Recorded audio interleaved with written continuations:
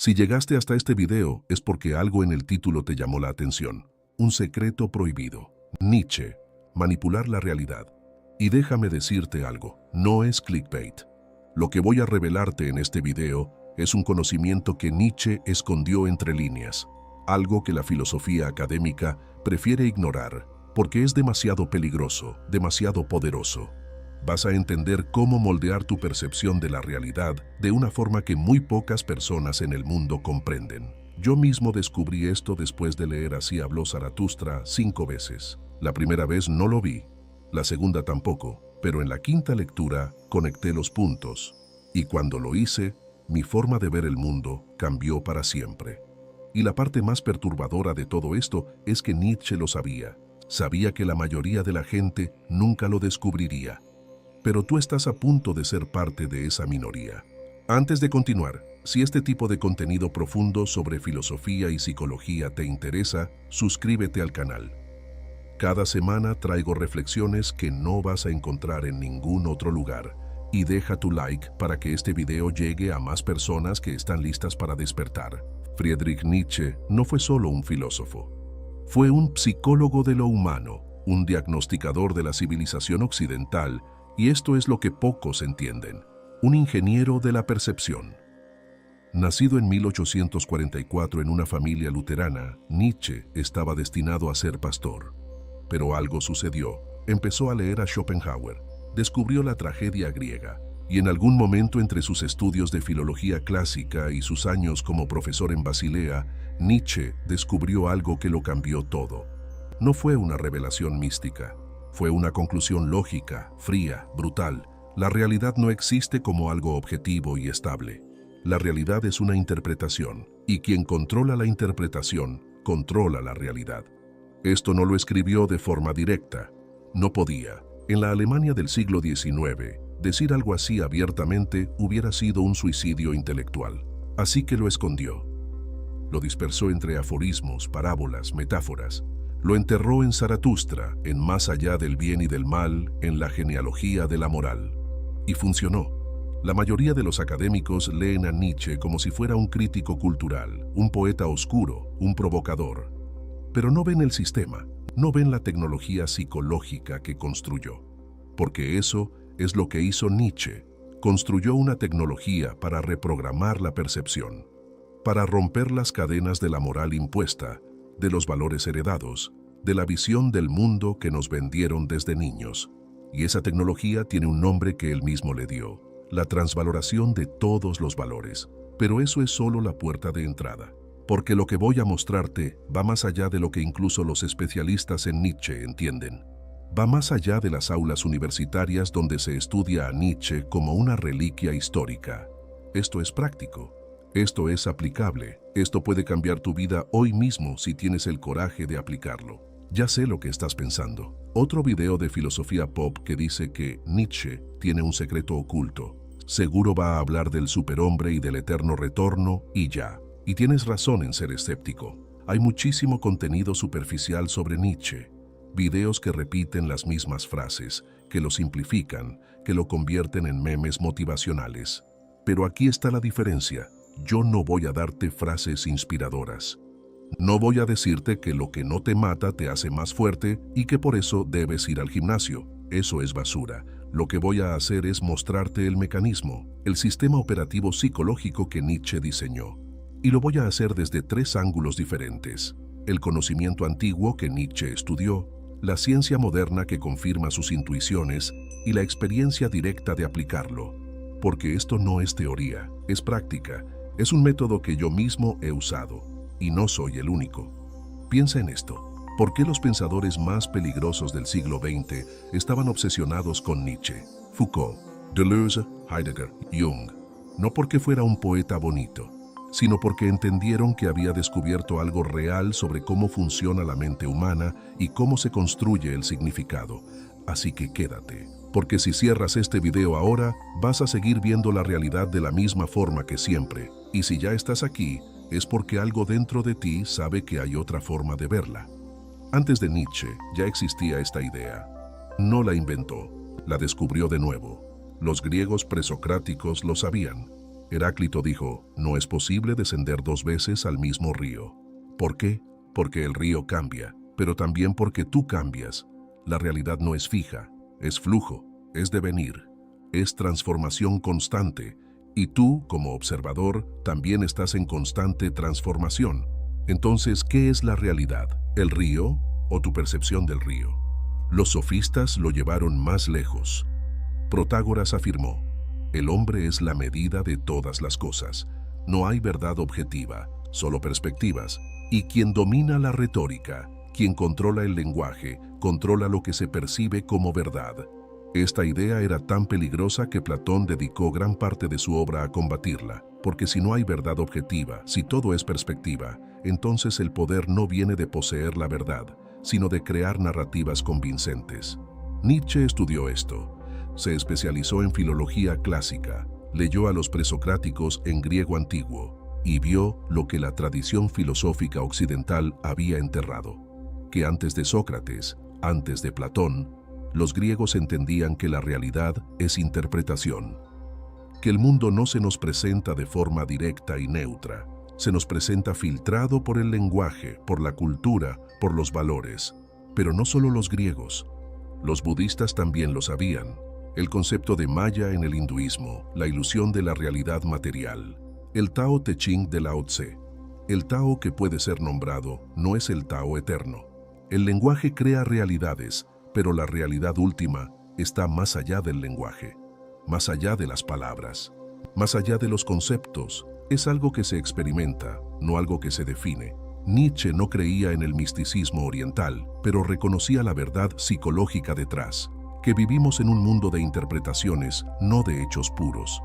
Que cada vez que dices esto es bueno o esto es malo, no estás describiendo la realidad. Estás imponiendo una interpretación. Estás creando significado donde no existía ninguno. Y aquí está la clave que Nietzsche añadió. Si la realidad es interpretación, entonces quien crea las interpretaciones, crea la realidad. Y las interpretaciones no son neutrales, son creadas por fuerzas, por voluntades, por deseos de poder. Este es el concepto clave, la voluntad de poder. Y aquí es donde la mayoría de la gente malinterpreta a Nietzsche completamente.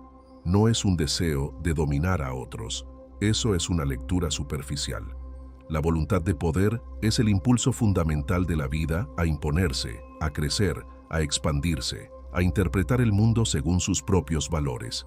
Una planta que crece hacia la luz está ejerciendo voluntad de poder.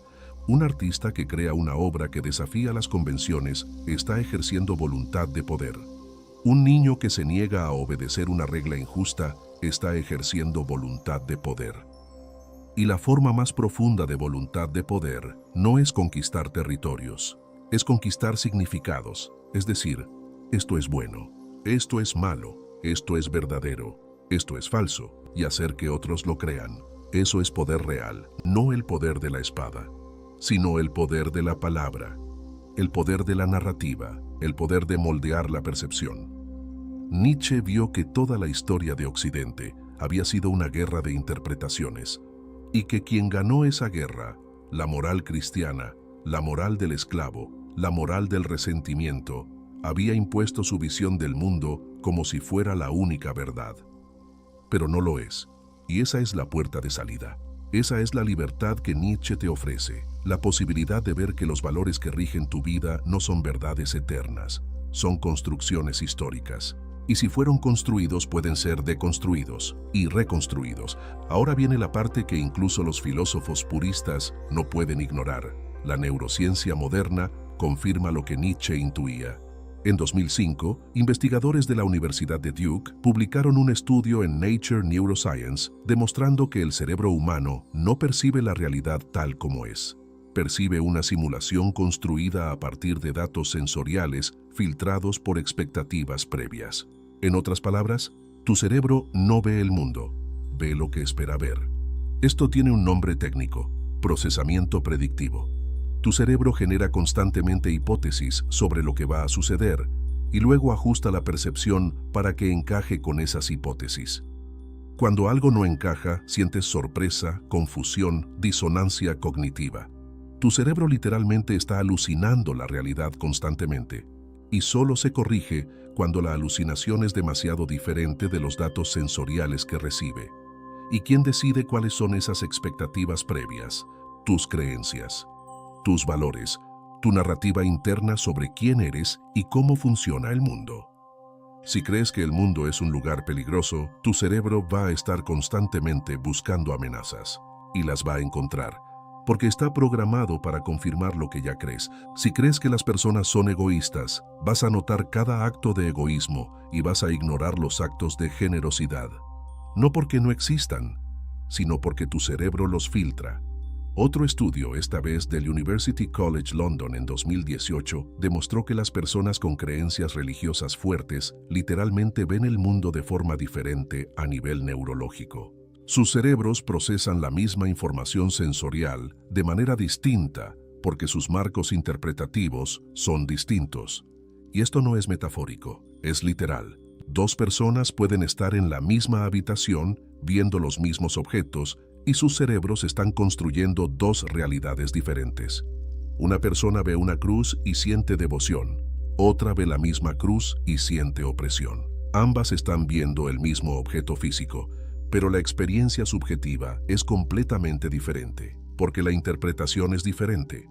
Y la interpretación viene de los valores, de las creencias, de la narrativa interna que cada uno ha construido a lo largo de su vida. Ahora conecta esto con Nietzsche. Nietzsche dijo en Más allá del bien y del mal, no hay hechos, solo interpretaciones. Los científicos del siglo XXI están confirmando que tenía razón. No accedemos a la realidad de forma directa. Accedemos a través de filtros, esquemas, narrativas. El cerebro es una máquina de crear significado. No puede evitarlo. Incluso cuando miras una nube, tu cerebro le busca una forma, le impone un patrón, crea significado donde no hay ninguno. Pero aquí está el salto que Nietzsche dio y que la ciencia apenas está empezando a explorar. Si las interpretaciones construyen la realidad percibida, entonces cambiar la interpretación cambia la realidad vivida.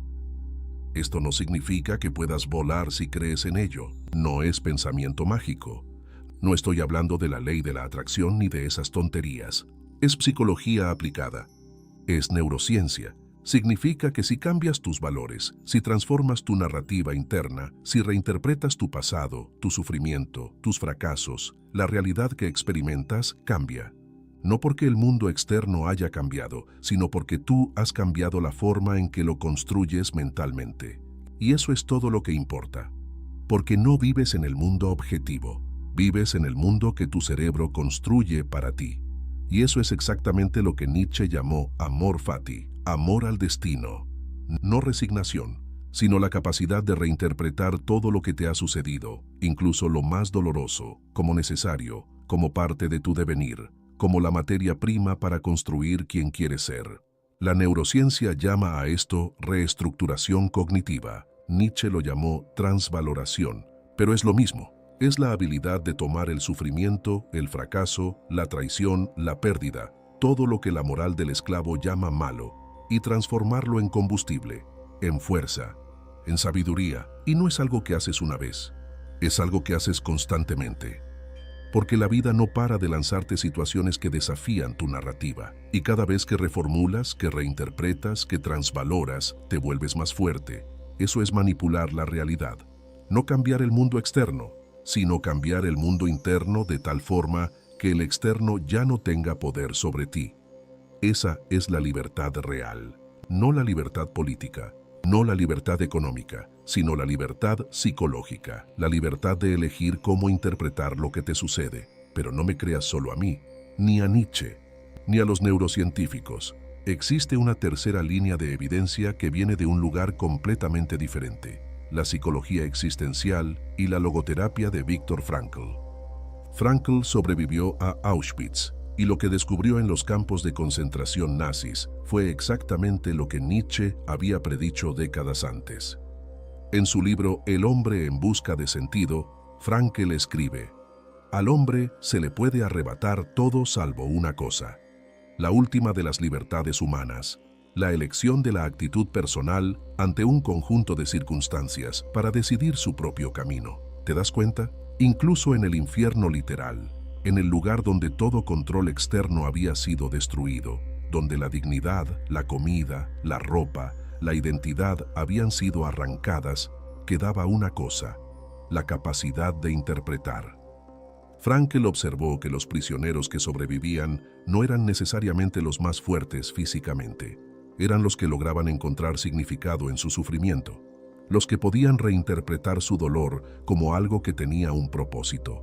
Algunos encontraban significado en sobrevivir para ver a sus familias de nuevo, otros en dar testimonio de lo que estaba sucediendo, otros simplemente en mantener su dignidad interna a pesar de todo. Y esto es neurobiología pura. Cuando el cerebro encuentra un significado en el sufrimiento, libera endorfinas, regula el cortisol, activa regiones prefrontales que permiten la toma de decisiones racionales, incluso bajo estrés extremo. El significado literalmente cambia la química del cerebro. Cuando no encuentra significado, el cerebro colapsa. Cae en desesperación, apatía, muerte psicológica. Los prisioneros que perdían el sentido simplemente se apagaban, dejaban de comer, dejaban de luchar, morían. Frankl no estaba citando a Nietzsche directamente, pero había leído a Nietzsche, y lo que descubrió en Auschwitz fue la validación empírica, brutal, de la idea nietzscheana central, que la vida no tiene un significado inherente, pero que los seres humanos necesitan significado para sobrevivir, y que por lo tanto deben crearlo, no encontrarlo, crearlo. Esa es la manipulación de la realidad en su forma más pura. No es negar el sufrimiento, no es pretender que todo está bien, es tomar el sufrimiento como materia prima y forjar un significado con él, como un herrero que toma el hierro bruto y lo golpea hasta convertirlo en una espada.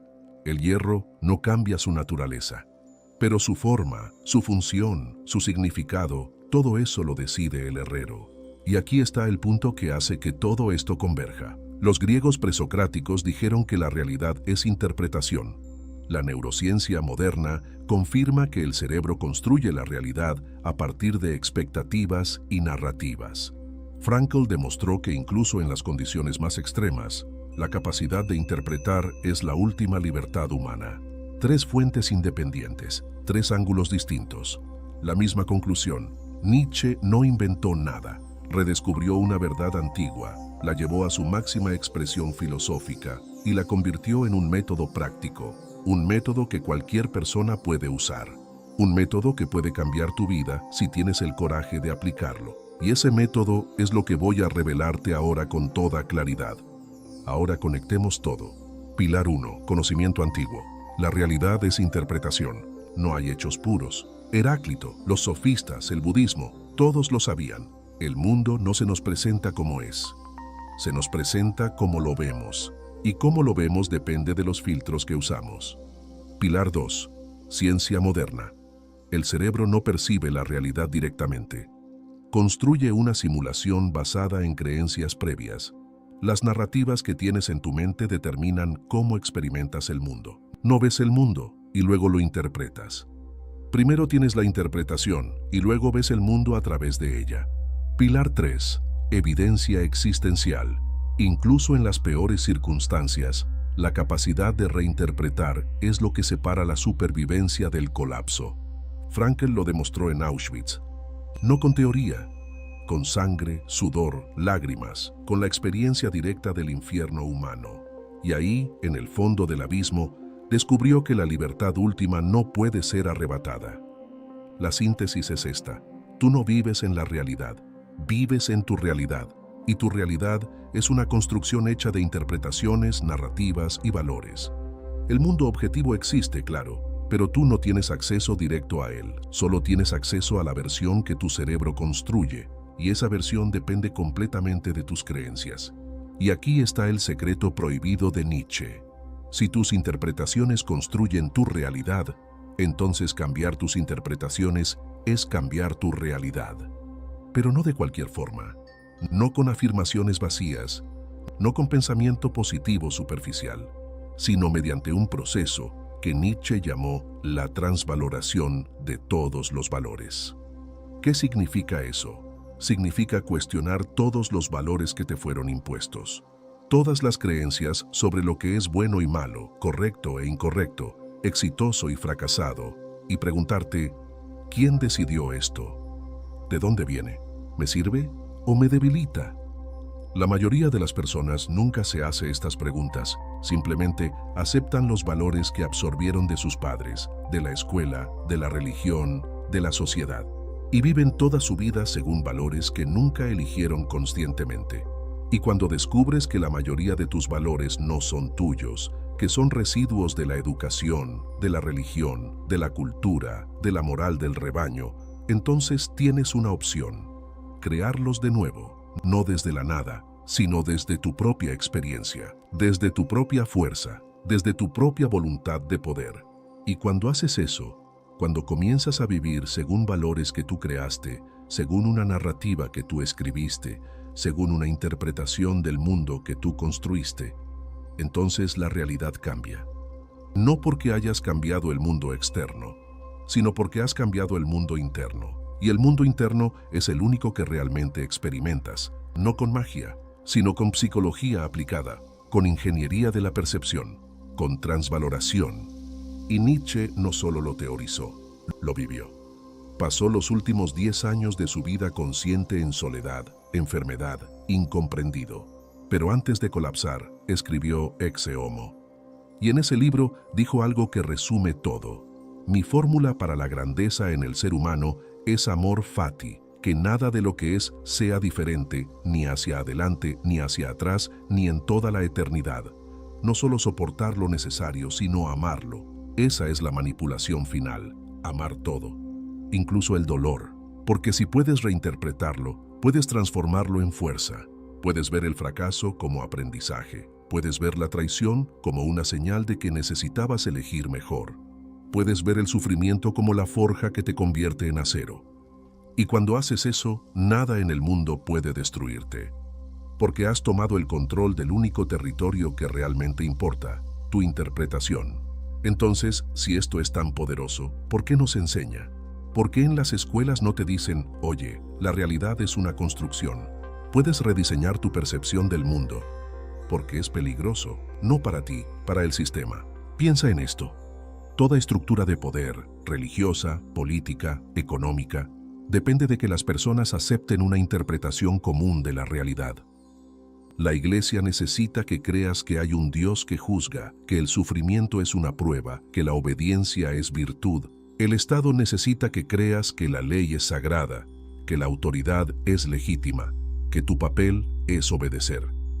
El capitalismo necesita que creas que el éxito es acumular dinero, que el fracaso es vergüenza, que tu valor como persona depende de tu productividad. Todas estas son interpretaciones, no hechos. Pero funcionan porque la mayoría de la gente las acepta sin cuestionar. Son tan omnipresentes, tan invisibles, que parecen naturales, como el aire, como la gravedad, pero no lo son. Y si fueron construidas, pueden ser destruidas. ¿Y qué pasa si empiezas a cuestionar? ¿Qué pasa si dices, no, yo no acepto que el sufrimiento sea una prueba divina? Para mí, el sufrimiento es materia prima para volverme más fuerte. ¿Qué pasa si dices, no, yo no acepto que mi valor dependa de cuánto dinero tengo? Mi valor depende de cuánto he creado, cuánto he superado, cuánto he devenido. Te vuelves incontrolable. Y por eso Nietzsche fue marginado durante décadas. Por eso lo etiquetaron como loco, como nihilista, como peligroso. Después de su colapso mental en 1889, su hermana Elizabeth tomó control de sus escritos. Y ella, que era antisemita y nacionalista alemana, manipuló sus textos para que parecieran apoyar el nazismo. Cortó párrafos, cambió el orden, añadió interpretaciones, creó un Nietzsche falso. Eso destruyó la reputación de Nietzsche por generaciones. No fue hasta mediados del siglo XX que filósofos como Heidegger, Foucault, Deleuze comenzaron a rescatar a Nietzsche del malentendido, a leerlo correctamente, a ver que no era un protofascista. Era un crítico radical de todas las formas de pensamiento rebaño, incluyendo el nacionalismo, incluyendo el antisemitismo, incluyendo cualquier ideología que redujera al individuo a un engranaje de la masa. Pero el daño estaba hecho. Y hoy, aunque Nietzsche es estudiado en universidades, casi siempre es enseñado de forma neutralizada, como un crítico cultural, como un poeta, como una figura histórica, no como lo que realmente fue. un ingeniero de la percepción que te dio las herramientas para liberarte de las interpretaciones impuestas y crear las tuyas propias. Y ese conocimiento sigue siendo peligroso, porque una población que sabe manipular su propia realidad no es fácil de controlar. No puedes venderle valores, no puedes imponerle narrativas, no puedes decirle qué pensar, qué creer, qué desear, porque ha aprendido a crear sus propios valores, sus propias narrativas, sus propios deseos, y eso es poder real. Ahora déjame contarte cómo esto cambió mi vida, porque sin esto todo lo anterior es solo teoría, y yo odio la teoría vacía. Hace unos años estaba atrapado en una narrativa que me destruía. La narrativa era esta: soy víctima de mis circunstancias. La vida es injusta, las personas me han traicionado, no tengo control, y cada vez que algo salía mal, esa narrativa se reforzaba. Cada fracaso, cada rechazo, cada decepción era evidencia de que el mundo estaba en mi contra. Y desde esa narrativa, la realidad que experimentaba era miserable. Porque no importaba lo que sucediera objetivamente, lo que importaba era cómo lo interpretaba. Y yo lo interpretaba como confirmación de que era una víctima. Pero entonces leí Así habló Zaratustra. Y al principio no lo entendí, porque Nietzsche no escribe como un profesor. Escribe como un poeta, un profeta, un provocador. Sus frases son enigmáticas. Sus parábolas son oscuras. Pero en algún punto, algo hizo clic. Nietzsche no estaba diciendo, acepta tu sufrimiento. Estaba diciendo, transfórmalo. No estaba diciendo, ignora tus fracasos. Estaba diciendo, úsalos. Y la clave estaba en una sola pregunta que Nietzsche plantea en La Gaia Ciencia. ¿Qué pasaría si tuvieras que vivir esta vida exactamente igual, una y otra vez, por toda la eternidad? ¿La amarías o te aplastaría? Esa es la prueba del eterno retorno. Y cuando me hice esa pregunta honestamente, me di cuenta. Si tuviera que revivir mi vida tal como era, me aplastaría, porque estaba llena de resentimiento, de victimismo, de narrativas que me debilitaban. Entonces hice lo que Nietzsche sugería: transvalué. Tomé cada fracaso y lo reinterpreté, no como evidencia de que soy un fracasado, sino como aprendizaje necesario. Cada proyecto que no funcionó me enseñó algo que necesitaba saber para el siguiente. Cada rechazo me mostró que estaba buscando validación en los lugares equivocados.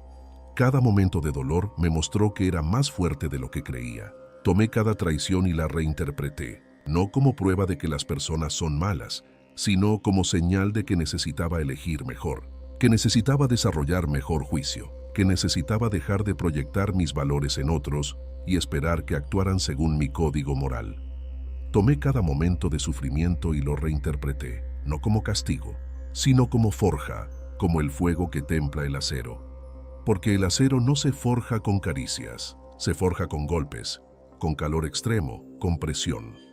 Y cuando sales del fuego, eres más duro, más resistente, más capaz. Y cuando hice eso, la realidad cambió. No porque el mundo externo fuera diferente, sino porque yo era diferente. Las mismas circunstancias que antes me aplastaban ahora me fortalecían. Los mismos obstáculos que antes me paralizaban ahora me desafiaban a crecer. Y eso no es metafórico, porque la forma en que interpretas tu vida determina cómo la vives, y cómo la vives determina quién te vuelves. Nietzsche lo sabía, y por eso escribió: conviértete en quien eres, no en quien la sociedad quiere que seas, no en quien tus padres esperaban, no en quien la moral del rebaño te obliga a ser, sino en quien tú decides ser. Y esa decisión no se toma una vez, se toma cada día, cada momento, cada vez que reinterpretas, cada vez que transvaloras. Eso es ejercer voluntad de poder sobre el único territorio que realmente controlas, tu mente. Ahora, ¿qué puedes hacer tú hoy? No mañana, no cuando tengas tiempo, hoy. Aquí está el ejercicio específico que Nietzsche mismo practicaba y que yo uso constantemente: el inventario de valores. Toma una hoja de papel o abre una nota en tu teléfono y escribe: ¿qué creo que es bueno? Lista todo lo que consideras bueno, valioso, correcto, sin censura.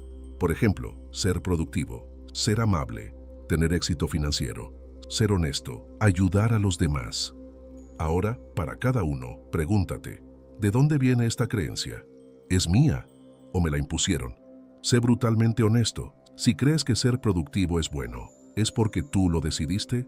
¿O porque te criaron en una sociedad capitalista que mide tu valor por tu output? Si crees que ayudar a los demás es bueno, ¿es porque realmente lo sientes? ¿O porque la moral cristiana te enseñó que el sacrificio es virtud? No estoy diciendo que estas cosas sean malas. Estoy diciendo que necesitas saber si son tuyas, porque si vives según valores que no son tuyos, estás viviendo la vida de otra persona.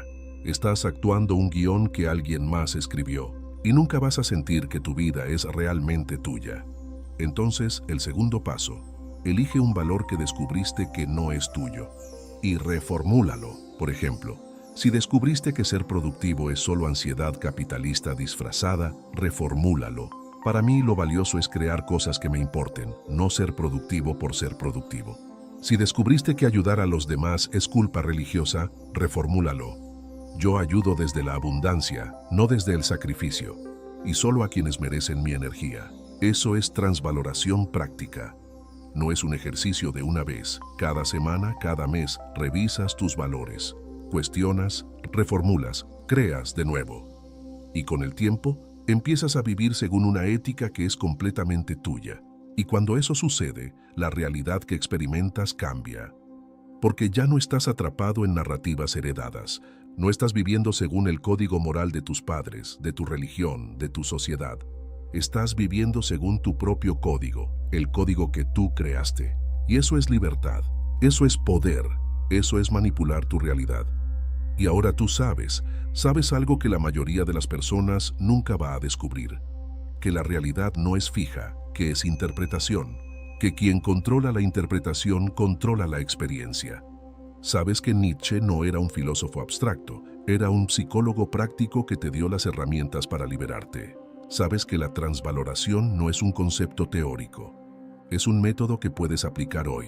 Y sabes que el mundo está lleno de personas que viven en narrativas que no son suyas, que creen en valores que les fueron impuestos, que experimentan una realidad construida por otros. Pero tú ya no eres una de esas personas, porque ahora ves el mecanismo, y una vez que lo ves no puedes dejar de verlo. Vas a empezar a notar cuántas de tus creencias no son tuyas, cuántas veces actúas según guiones escritos por otros. ¿Cuántas veces tu sufrimiento viene de aceptar interpretaciones que te debilitan?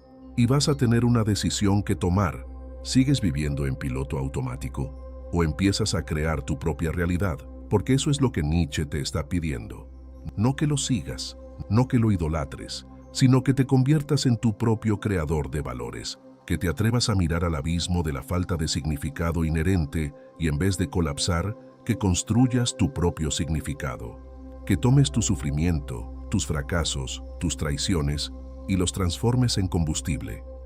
Que vivas de tal forma que si tuvieras que revivir tu vida eternamente, la amarías. Eso es amor fati, eso es el superhombre. Eso es la manipulación de la realidad y ahora es tuyo. La mayoría de la gente va a seguir viviendo en la realidad que les vendieron. Pero tú no, porque tú ya sabes el secreto prohibido de Nietzsche y una vez que lo sabes, todo cambia. Si este video te impactó, déjame saber en los comentarios qué valor descubriste que no era tuyo. Quiero leer tus respuestas. Cada comentario me ayuda a entender qué tipo de contenido traer en los próximos videos. Y si realmente quieres profundizar en Nietzsche, en filosofía oscura, en psicología del poder, suscríbete a este canal. Cada semana subo un video que no vas a encontrar en ningún otro lugar. No hago contenido superficial, hago contenido que transforma. Deja tu like para que este video llegue a más personas que están listas para despertar. Compártelo con alguien que sabes que lo necesita. Y si quieres seguir esta conversación, te veo en los comentarios. Pero antes de irte, te dejo con una última pregunta de Nietzsche. ¿Tienes el coraje de convertirte en quien realmente eres? ¿O vas a seguir siendo quien otros decidieron que fueras? Piénsalo. Nos vemos en el próximo video.